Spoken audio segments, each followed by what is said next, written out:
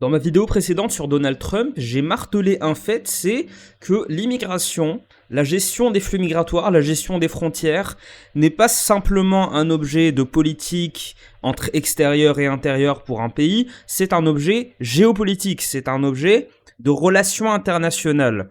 Ça peut même être considéré, selon moi, c'est complètement un levier diplomatique et là on a un cas d'école. J'ai pas mal d'hypothèses sur ce qui est en train de se passer en ce moment. On va développer par la suite. Pour l'instant, on a cet article de Info Migrants.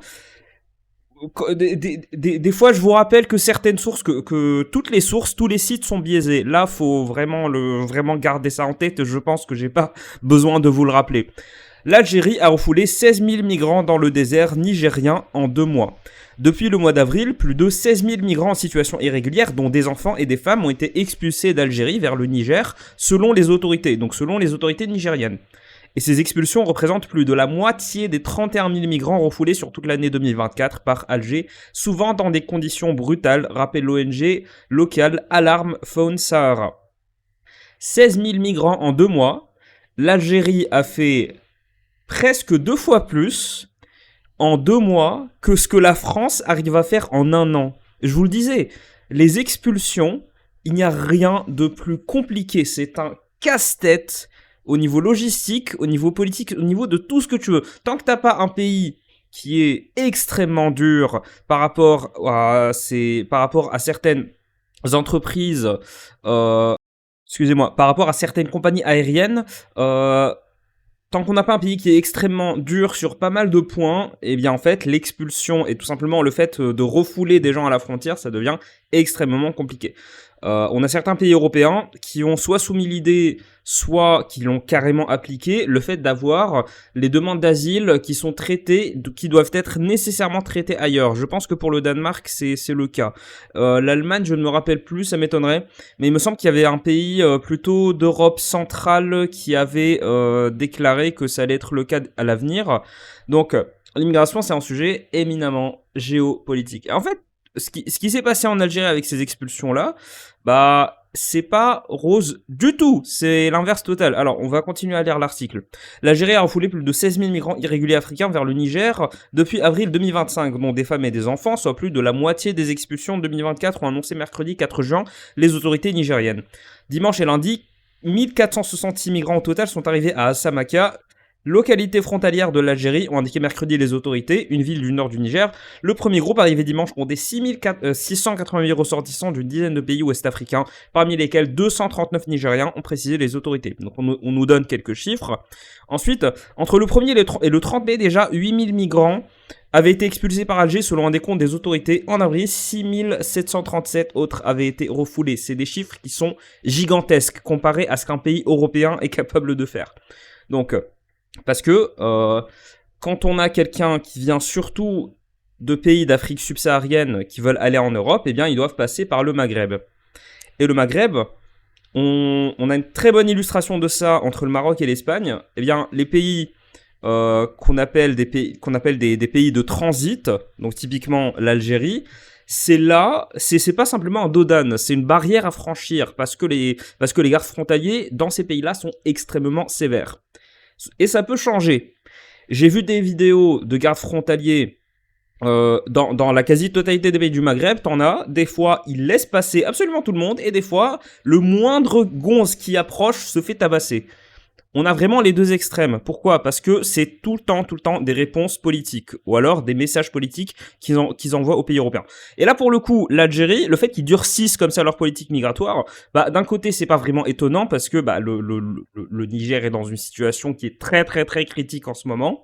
Il y a des gens qui veulent se barrer, sauf que les gens veulent se barrer pas pour des conditions humanitaires, mais c'est toujours pour des conditions économique. Il y a une façon très très très facile de savoir pourquoi est-ce que les gens se barrent d'un pays en situation critique. Si c'est une situation humanitaire, une guerre, une situation, une guerre, épidémie, maladie, un gouvernement qui persécute ses habitants, en général c'est les familles qui se barrent. Et c'est les familles qui arrivent. Quand c'est pour des questions économiques, ce sont les hommes qui y vont. On a eu le cas avec les immigrés les réfugiés syriens au début. Quand la crise migratoire a explosé, c'était en 2014 il me semble, à partir de 2014 on a eu des familles qui ont afflué partout, dans tous les pays du Moyen-Orient autour, et en Europe, y compris en Europe du Nord. C'est là où les plus aisés, les familles syriennes les plus aisées ont pu finir. C'est en général en Suède, en Norvège, au Danemark. Eh bien, au début, c'était des familles. Et ensuite, c'était des hommes. C'était quasiment que des hommes. Pourquoi ? Parce que il y en a qui n'étaient pas du tout syriens, qui ont profité de l'accueil massif qui a été fait dans certains pays comme l'Allemagne et comme les pays scandinaves, pour y aller en se faisant passer pour des Syriens. Alors qu'en fait, c'était pas du tout une migration à but humanitaire, pour survivre. C'était pour avoir de meilleures opportunités économiques. La stratégie, c'est un mec, un père de famille, il va dans un autre pays, il envoie de l'argent, comme ça la famille peut le rejoindre. Voilà. Donc, est-ce que ça vaut le coup de poursuivre la lecture de l'article ? Oui, il y a quelque chose que je voulais vous montrer. Alors, attention, biais. Les autorités algériennes, elles, affichent un double discours sur leur politique migratoire. D'un côté, Alger expulse ses sans-papiers dans le désert. De l'autre, le pays communique sur leur accueil et leur intégration.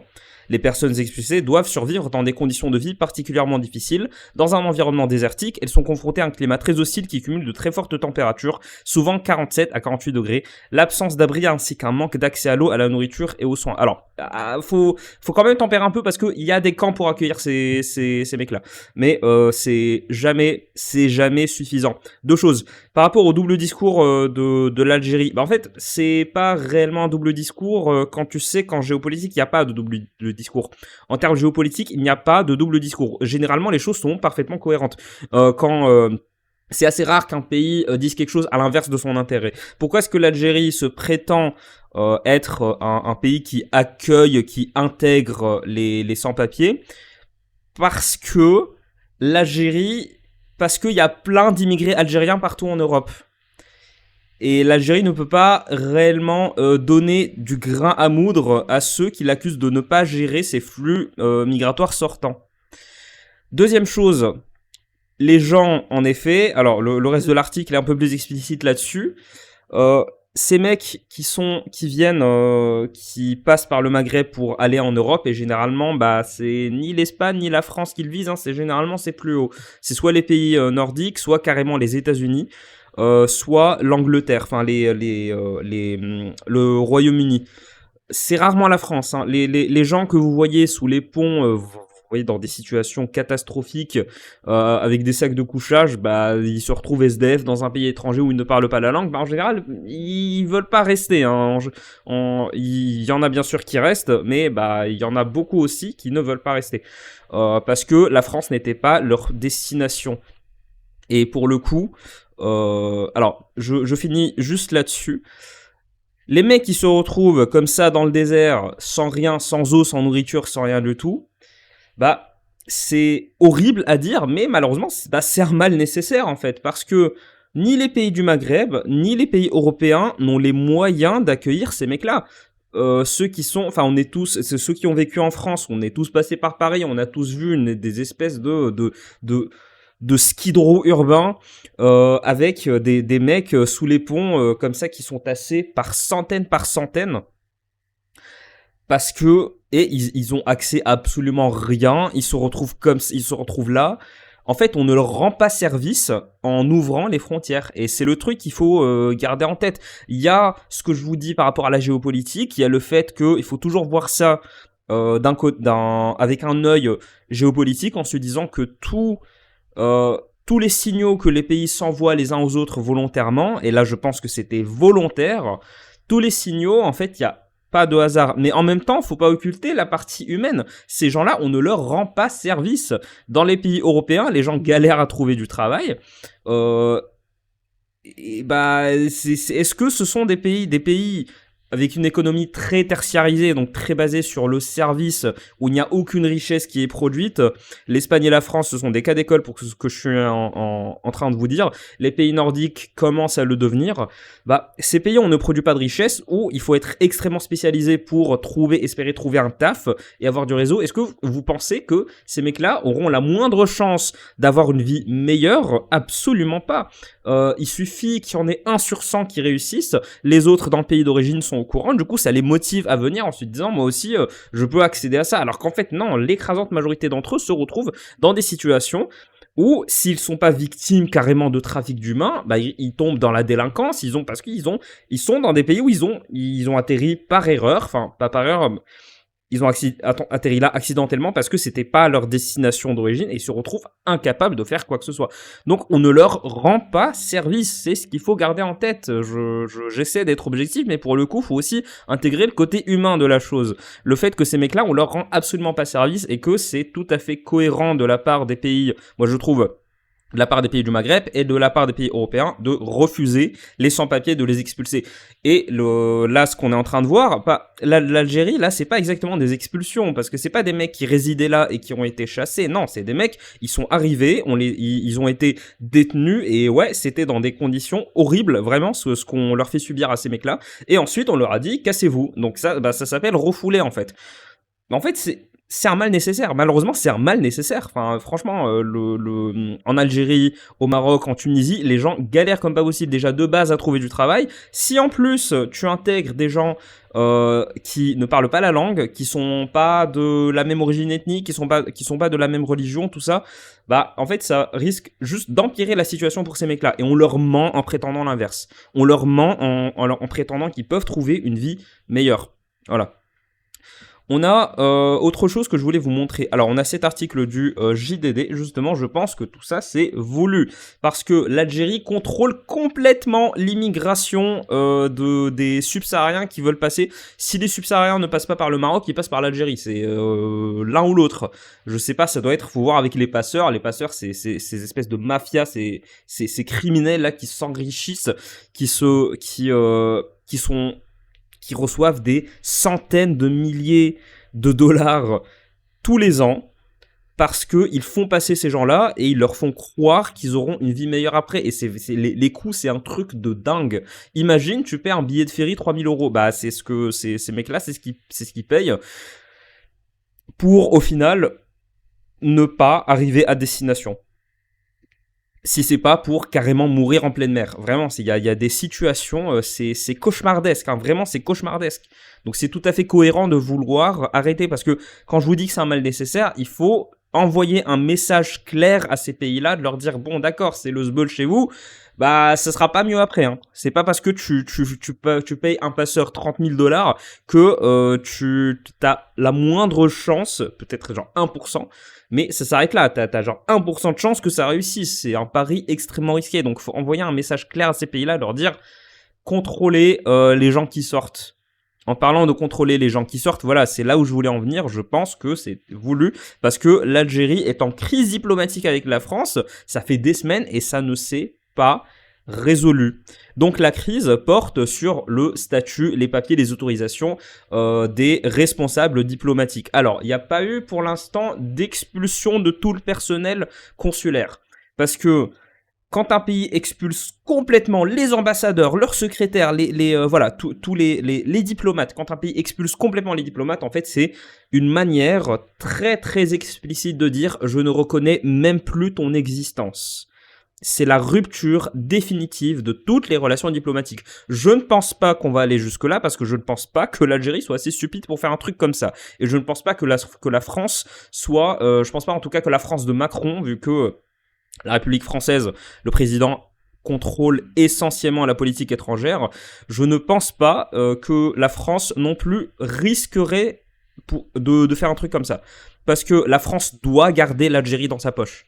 L'Algérie a besoin de la France, l'Algérie a besoin de la France, et la France a besoin de l'Algérie, excusez-moi. Si la France n'a pas l'Algérie dans la poche, les 16 000 là qui ont été arrêtés en 2 mois, ils passent comme dans une passoire. Ils passent. Un argument géopolitique, un argument de relations internationales, un argument diplomatique, ce que vous voulez, l'immigration, c'est ça. Le contrôle des flux migratoires, c'est ça. Si l'Algérie n'avait pas stoppé tous ces mecs-là, forcément, ils seraient passés par la France. Forcément. Là, la France, là, c'est autant devenu un pays de destination qu'un pays de passage. Je modère ce que j'ai dit tout à l'heure, la France, c'est un pays de destination, mais c'est aussi souvent un pays de passage. Donc, je voulais vous lire ça. Outre la détention de l'écrivain franco-algérien Boualem Sansal, plusieurs sujets nourrissent la crise, parmi lesquels la question du Sahara occidental, dont Emmanuel Macron a récemment réaffirmé la souveraineté marocaine, le discours hostile de certains influenceurs franco-algériens et le refus de l'Algérie d'accepter le renvoi de ses ressortissants en situation irrégulière, notamment l'auteur présumé d'un attentat survenu le 22 février, etc. Voilà, le 22 février à Mulhouse qui a fait un mort. Donc, retenir que le fait que l'Algérie contrôle très mal, enfin pas qu'ils contrôlent très mal, à mon sens, soit ils le font, c'est pas qu'ils le font exprès, mais c'est une jauge, ils placent la jauge en fonction du message qu'ils veulent envoyer à la France et à l'Europe. Parce que historiquement, l'Algérie est un ennemi de l'Europe occidentale. Faut pas l'oublier. Il y a certaines choses qui ne se perdent jamais. Il y a certaines choses au niveau de l'image, au niveau de la géopolitique, qui ne se perdent jamais. L'Algérie, à moins qu'il y ait un changement de régime extrêmement brutal et rapide, l'Algérie va rester sur ses positions de la guerre froide. Donc, et l'Algérie n'est pas le seul pays à faire ça. Donc, le problème, c'est que la France, depuis des décennies, la France accuse l'Algérie de ne pas suffisamment contrôler les gens qui... les haraga, les gens qui... Attendez, je vais retrouver le mot en français. Les immigrés illégaux, voilà. En gros, la France accuse l'Algérie d'envoyer trop de gens, de ne pas suffisamment contrôler à la frontière. Et encore une fois, c'est une arme géopolitique. Hein. Pour le coup, ne jamais... en géopolitique... Quand il y a quelque chose, t'as l'impression que ça peut être de la bêtise, souvent ça ne l'est pas. Donc c'est plutôt de la malice, hein, c'est l'inverse du fameux dicton. On a cet article de l'Express, tension entre la France et l'Algérie, les deux pays se rendent coup pour coup. Donc là, ça c'est un article qui est un peu plus ancien, qui date de 2 semaines. L'Algérie a fait savoir lundi qu'elle allait rendre l'appareil à Paris en exigeant des visas pour les titulaires de passeports diplomatiques. Donc là, on a l'Express. À côté de ça, on a, franchement, pour cet article résume assez bien la situation, c'est le bazar entre l'Algérie et la France en ce moment, c'est le bazar. Je vais finir avec cet article-là de La Quotidienne qui est, et là vous pouvez voir quand je vous dis que chaque média a une ligne directrice, ils ont tous une ligne éditoriale. Là pour le coup, La Quotidienne, c'est un média marocain, donc il sera très incisif vis-à-vis de l'Algérie. Ce feuilleton franco-algérien, fait de renvois de diplomates, etc., pourrait prêter à sourire s'il ne révélait pas un malaise plus profond. L'Algérie s'isole, se fâche avec de plus en plus de pays. France, Burkina Faso, Mali, Niger, etc. et voit ses alliances historiques voler en éclats. C'est le cas avec le Kenya, naguère bastion diplomatique du Polisario, où Alger a été obligé de dépêcher en urgence son ambassadeur pour tenter d'éteindre l'incendie après le soutien de Nairobi à l'initiative marocaine d'autonomie le 26 mai dernier. C'est autour du Sahara. La question du Sahara, en gros, l'Algérie soutient un Sahara indépendant alors que le Maroc a toujours dit que le Sahara a toujours été marocain. Et le Maroc est soutenu par de plus en plus de pays. C'est la stratégie de rapprochement avec plein d'États qui a été entamée vers la fin des années 2000. La fin des années 2000, je n'inclus pas les années 2010 et 2020. Hein. Pour les années 2000, ça a été amorcé, où le Maroc s'est beaucoup rapproché de certains pays pour faire changer leur position par rapport au Sahara, parce que diplomatiquement, ça a quand même son poids. Donc, et l'Algérie, alors d'après La Quotidienne, je serais peut-être un petit peu plus nuancé, mais en tout cas, ce qui est clair, c'est que l'Algérie, au niveau diplomatique, elle est en train de perdre pas mal d'alliés. Un des alliés essentiels de l'Algérie, c'était la Russie. Donc, quand la guerre avait éclaté quand les Russes avaient lancé l'opération, avaient envahi l'Ukraine, ça avait fait un petit peu une onde de choc. Hein. C'était l'Algérie qui se dit peut-être là un pays qui nous soutient, maintenant peut-être qu'ils auront plus de temps à nous consacrer. Alors, les alliés d'hier virent de bord pour un réalisme au lieu des slogans utilisés. Même la Syrie, en pleine opération de normalisation internationale, a fermé le bureau du Polisario. Le Polisario, c'est une milice, c'est plusieurs milices qui œuvrent pour séparer le Sahara du Maroc. C'est ceux, ils se prennent pour des rebelles, ils se prennent pour des indépendantistes. En fait, c'est des milices qui n'hésiteraient pas à utiliser les mêmes tactiques que AQMI, s'ils en avaient la possibilité, s'ils pouvaient toucher des populations civiles, hein. C'est des fous malades. Donc voilà, je vous propose de nous arrêter là. Ne jamais oublier que l'immigration, que la gestion des flux migratoires est un thème qui est éminemment géopolitique. Donc je pense que l'Algérie contrôle ces flux migratoires pour ne pas donner une carte en plus à la France dans la bataille diplomatique. On se dit à cet après-midi pour la prochaine vidéo, et moi je vous dis salut.